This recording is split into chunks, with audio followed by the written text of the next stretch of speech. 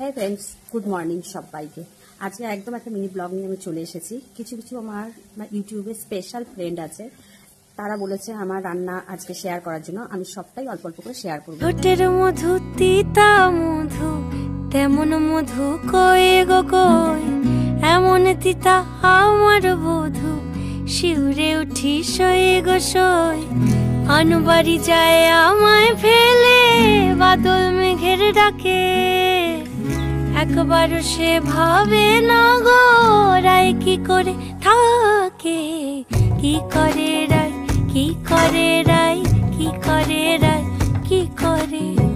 এই বুঝি যায় পীড়িত ছুটে, সেই ভয়েতে যায় মরে।